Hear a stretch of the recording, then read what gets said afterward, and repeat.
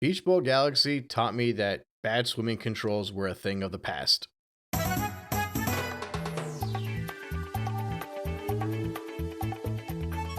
It also taught me there are some nice vacation spots in outer space. It's also the first major galaxy in our next dome, that being the kitchen. I think once you get to the kitchen, the game starts to get a little bit more unique. Specifically when discussing the large galaxies prior to Beach Ball Galaxy, the only one that really inarguably stands out is Honey Hive Galaxy. And while I think I've made a pretty decent case for Good Egg Galaxy, Space Junk Galaxy, and Battle Rock Galaxy not feeling too redundant, I think the general dark space theme could lead to many arguing otherwise, at least aesthetically. And despite not really fully agreeing with that, I think from here on forward, it starts to get a lot more unique. And that's largely going to be due to the themes of the stages. Just to quickly give you an idea, after this beach theme, you have a haunted theme, a windy garden theme, an ice and fire theme, and a sand theme. Now the ones following that do have some repetition, but we can discuss that when we get to it. That being said, Beach Ball Galaxy is your next sandbox stage, and it's actually very appropriately named.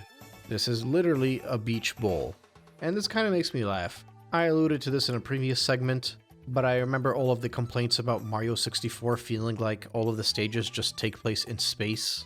Like Womp's Fortress is just floating there, Tall Tall Mountain is just floating there.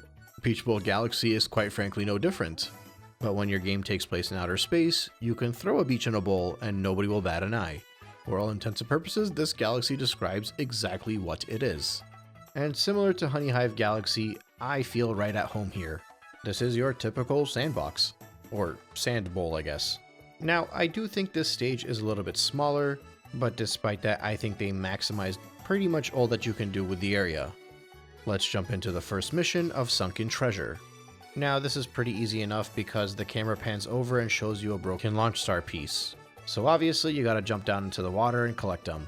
Now, I did mention that I think the swimming controls in this game are pretty good, and that's almost entirely due to the speed at which you maneuver when you do the spin attack.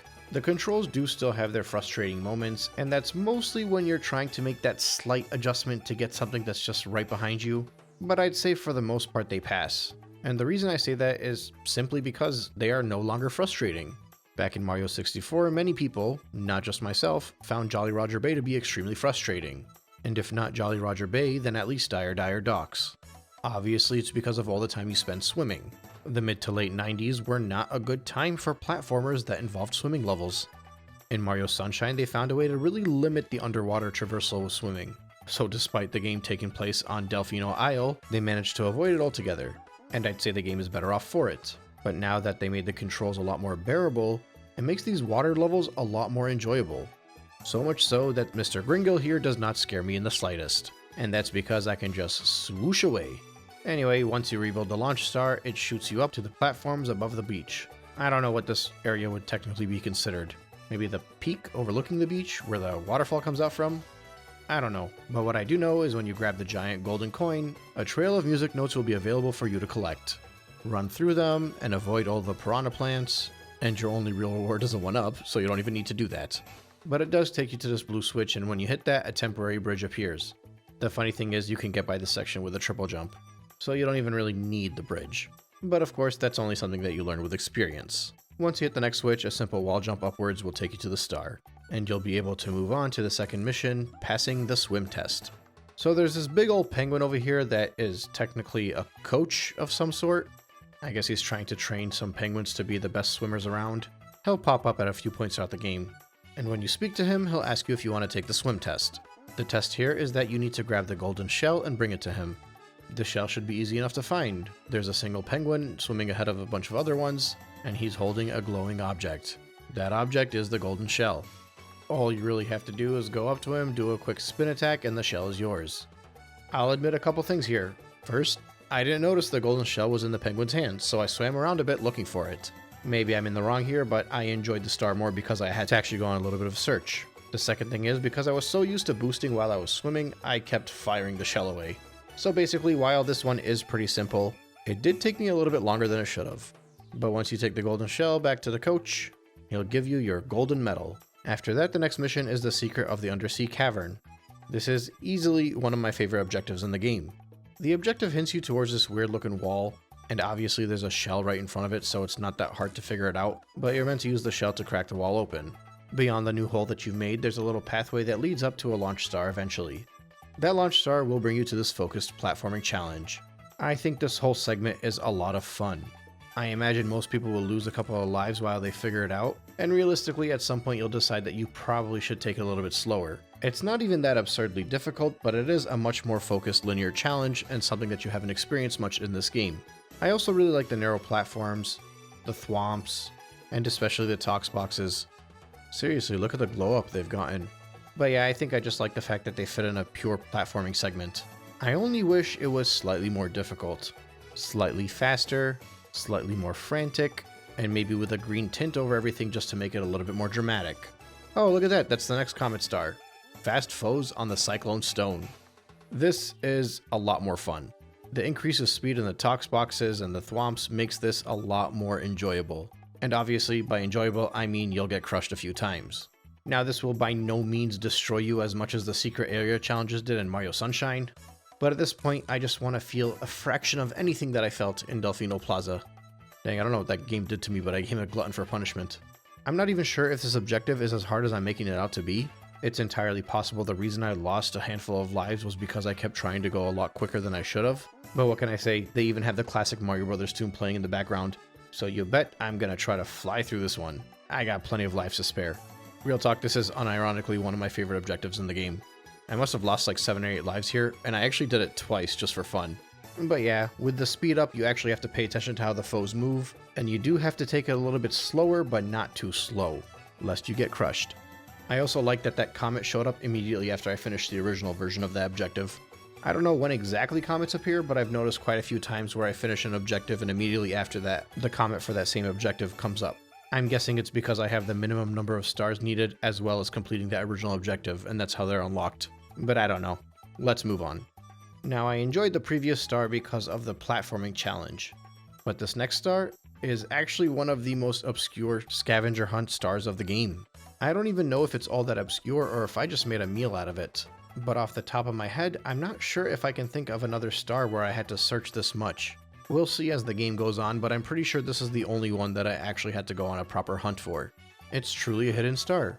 The objective you select is a secret undersea cavern, but you're not hinted towards what you're supposed to do. So all you can do is search. Now thankfully, this stage is not all that massive, and there aren't really that many places something could hide in. This is no gold bird at the top of Noki Bay. I know I had looked pretty much everywhere underwater and I just couldn't figure out where I needed to go. I thought maybe the glowing treasure chest would have what I was looking for, but it turns out it was just a 1-up. Basically a useless item by this point in time. I even tried talking to NPCs, which I never do, but all they did was hint me towards the underground wall. So I actually exit the stage. Yeah, I was stumped. Now this is partially because I wasn't exactly sure how hidden stars worked. Up until this point, there was always a hidden Luma or a Luigi to find, so I figured maybe something had to happen for me to collect this extra star, and assumed I'd just have to come back later. Honestly, it was kinda late when I was doing this, so I was just giving up. When I came back the next day, I figured I'll give it another shot before moving on. Eventually, I noticed the hidden treasure chest. It was placed just discreetly enough where you could pass by it a few times without even realizing it, but it's also so much in your face that you shouldn't miss it. All I could think was that I would love if each stage had 1 star like this. Something hidden that would actually require you to search these gorgeous stages, and specifically these sandbox ones. I know Honey Hive Galaxy had you look for Luigi, and honestly I thought that was a good mission too, but obviously that was the second level in the game, so it was a little bit easier. But regardless, I remember at this point in time really hoping that every single sandbox stage would have at least 1 star that just did not tell you where you needed to go. And I only say that because I think these levels are worth exploring. At the time of recording, I have yet to do the purple coin star, and I remember enjoying the blue coin star from Mario Sunshine because that was the first chance I got to actually search the sandbox stages in full. Or I guess I should say the blue coin collection in order to get shines. So yeah, I'm building up a lot of hype for these purple coins, and I hope a few of them are a little bit more discreet. Either way, once you crack open the chest, you'll get a launch star and it'll take you over to a hidden planet. And speaking of obscure sunshine stars, it's the Cataquacks. I highly doubt they plan to put the Cataquacks behind the only obscure star in the game, but I do not doubt at all that they decided to throw them into the beach level. I had completely forgotten they were in this game, and I love the challenge they provided here. You actually have to lure one over just like you did in Sunshine. bring it underneath a golden coin, have it fling you upwards, and now you get to use the Ice Flower. The Ice Flower is similar to the Fire Flower in the sense that it's a projectile, but it differs in that it lets you walk on water and wall jump up waterfalls. It's also a timed power-up, so you gotta be quick about it. But as you work your way upwards, there is a piranha plant you can defeat in order to get another Ice Flower if you were to run out. That piranha plant almost ended me. And finally, in the final segment, you gotta get an Ice Flower, and you have to create a trail of ice on the water for the Cataquack to follow you in order to fling you up towards the star. But don't mess up because the Cataquack will literally drown. Seriously, look at this poor thing. And with that, you'll have gotten your next star. Now, I just want to clarify that I am by no means a hardcore Mario Sunshine fan. I know many of you that have been following along for the past few months already know that. Basically, in my last playthrough, I figured out that I love the game a lot more than I expected I did, but I still don't even know if I can say with full confidence that it's not in my bottom 3 3D Marios. And I know that sounds bad, but I think every single 3D Mario game is a 9 out of 10, so it's really hard to rank them without upsetting somebody. But I think the reason why I am so excited while discussing Sunshine in this segment specifically is because at least up until this galaxy, Mario Galaxy has been way too easy. And I know it's going to pick up in difficulty a little bit, but it never really picks up to the point that I faced in Mario Sunshine. Now that being said, I think the hard moments in Mario Sunshine, and even maybe the average moments in Mario Sunshine, are probably too difficult for a 3D Mario platformer. But the issue is the whiplash of going from Sunshine to Galaxy is sorely felt here, and I am specifically talking about the difficulty. So if it sounds like I'm getting all excited and comparing all this stuff to Mario Sunshine, it's really just me being happy that the difficulty curve is going up a little bit of a notch over here. Even if at the end of the day, this is still not that hard yet.